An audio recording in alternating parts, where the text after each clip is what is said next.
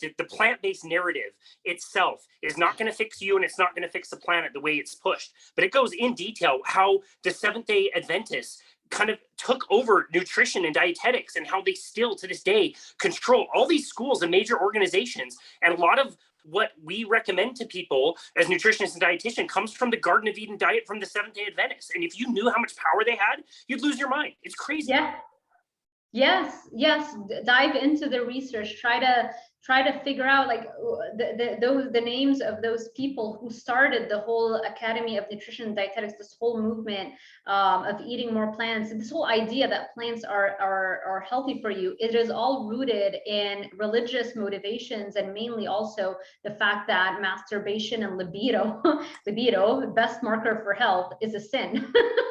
And so the idea was that if we can squash libido and have people not have any urges and not masturbate, then they'll go to heaven. That's the whole, this is where plant-based ideology starts from. And scientists, a lot of scientists follow just what people have already decided was healthy, like what the general perception is. Like, okay, veggies are healthy, so now I'm becoming a scientist. Let me design a study. What's the hypothesis? It's going to start with what my bias already is.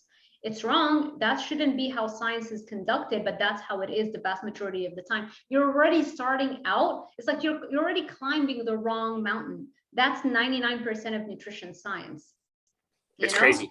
Yeah, it's crazy. They don't bother to hypothesize carnivore diet. Let's see how that goes. You know, why isn't anybody bothering to do that study? That's right. That's right. And there's so much that people don't see when they read the headline that says, you know, plant-based is the very best thing for you or whatever. You don't realize how these studies are conducted. And yeah, you can do a randomized controlled trial, and some have been done in nutrition. They're notoriously very difficult to do. Oftentimes the results are ignored. The ones in the 70s, the Minnesota coronary trial, the Sydney heart health trial.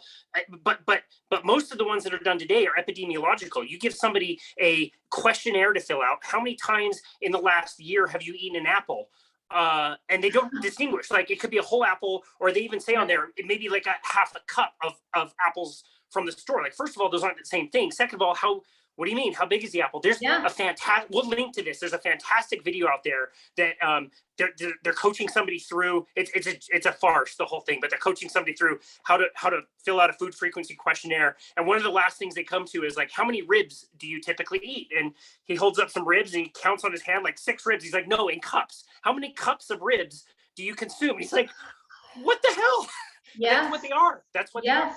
I've used that when I was doing my master's research. It wasn't, we didn't call it dissertation, it was a thesis to finish my master's. I had to use a food frequency questionnaire. It's literally, it took me an hour with every subject, a whole hour to fill out the whole 12 months food frequency questionnaire. I mean, it's asking for the past 12 months.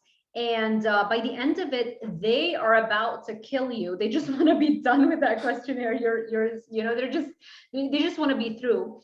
And it's relying on their memory. I mean, most people will not remember what they ate yesterday, let alone for the past 12 months.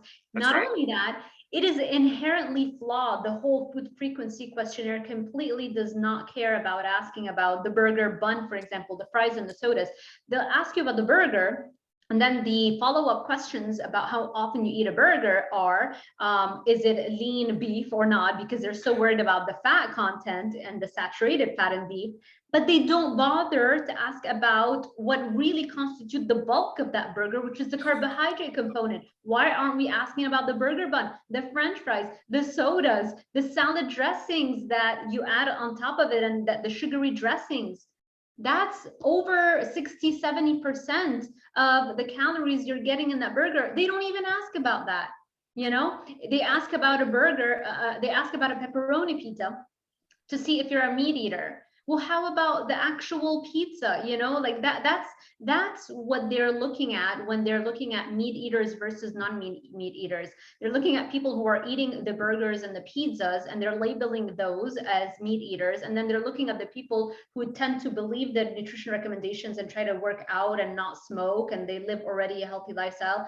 And because they're following what they're being told, they're not eating the red meat because they think that red meat is bad. But they have all these other healthy, you know, lifestyle habits, and those are labeled the non-meat eaters.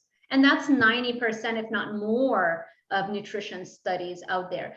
Nutrition is not a science as it stands right now. It is wishful thinking to say that we have nutrition science at all. Yeah, totally Yes. agree. If people learned where we get our recommendations from, how they started, it wasn't like a group of the best scientists and nutritionists that really studied this for a lot of years and came together in a cooperative fashion to, really be the best of humanity and tell us exactly what to do. That's absolutely not how any of this unfolded. No.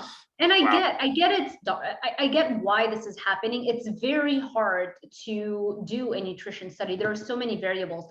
The ultimate nutrition study, who nobody can, or very few can argue with the results, would be getting a pair of twins, multiple ones, so that you have a large enough sample size from birth, ideally even before birth, to control for the conditions before you enter the world. You would put them in a lab, you would control for the kind of light they're getting, the amount of light they're getting, you would control for every single other thing, like how much activity they're getting, what hobbies they're doing, socialization, you control for all those things. And then you give them the different diets that you want to choose from, that you want to study, and then you follow them up until they die. to see, because heart disease doesn't happen when you're in your 20s, right? That would be the optimal nutrition study. Clearly, that is never going to happen. Even if there is a willingness to do that, no ethical review board would sign off on that, because That's right. you can't bring children and enroll them into that. So the best thing we can do is do a randomized control trial, but at least for 6 months, ideally you would need like 2 years. And still with that, that's short-term results. This is why I go back to evolution. It is the optimal study of plant-based versus animal-based. Just go back to our ancestors and see that our ancestors that branched off and started going in a vegan direction, they went extinct, versus the ancestors that gave birth to us, our lineage, they went in a carnivore direction and they became stronger. And that's who we come from. The vegan, that we already did that vegan experiment, they went extinct.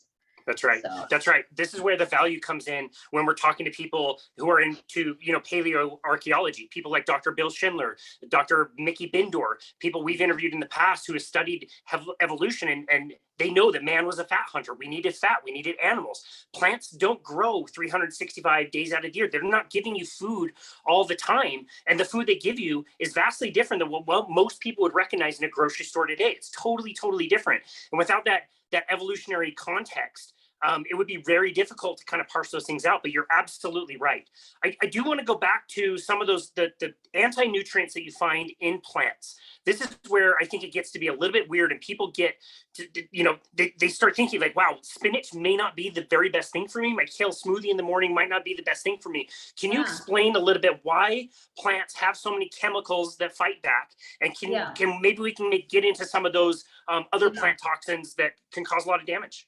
Yeah, not only is the spinach smoothie not the best thing you could do, it's probably the worst thing you're doing to yourself right now. Exactly. Any aches and pains and headaches and eczema, psoriasis, inflammation, all kinds of weird symptoms you're having that are lowering the quality of your life that your doctor has no idea could be related to your diet. All those things, if you're suffering from that, brain fog, anxiety, depression, low energy levels, first thing you want to do is cut out every single plant food, or at least drastically minimize it from your diet. And if you are going to include plant foods, the first thing that I would cut out would be the veggies. Like that's probably the number one most, So, so plants, we tend to think of them as harmless, beautiful things around us that give us bright colors, and we love them, and we don't realize that they are also a living organism, just like every other living organism on the planet, that actually has a built-in self-defense mechanism. If plants did not have a self-defense mechanism, they would not have evolved and survived for millions of years alongside so many other insects and animals who are trying to eat it, right? So they've had to devise some strategy to give them a survival edge over the competition. And because they cannot move like animals can run away from you or they can attack you, right? They don't have the luxury of mobility. And so plants have had to come up with another strategy, I would argue, that is far more lethal and far more problematic for animals. And that is the chemical toxins that they create.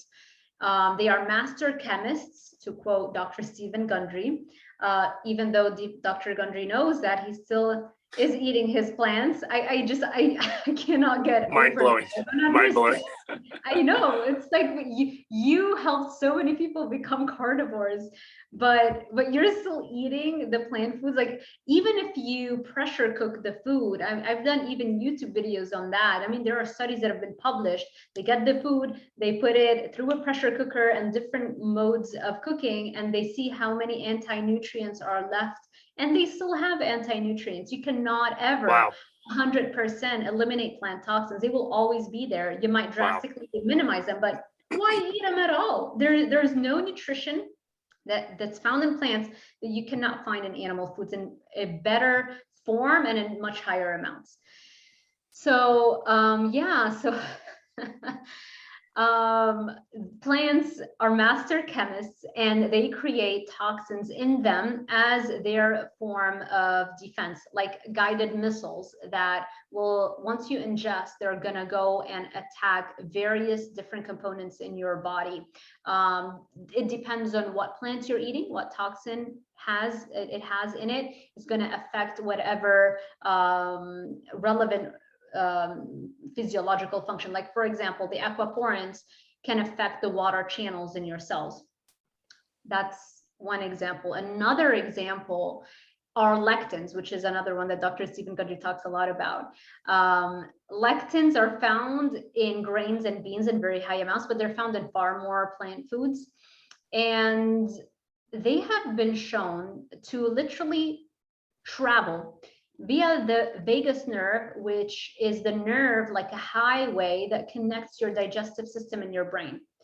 They have been shown to be present in the vagus nerve. Like, there's a study, I never filmed a YouTube video on that, but I have to, because it's such an important study. You can literally see that lectin inside the vagus nerve trying to travel up, and eventually it reaches the dopamine producing cells in your brain and literally destroys them.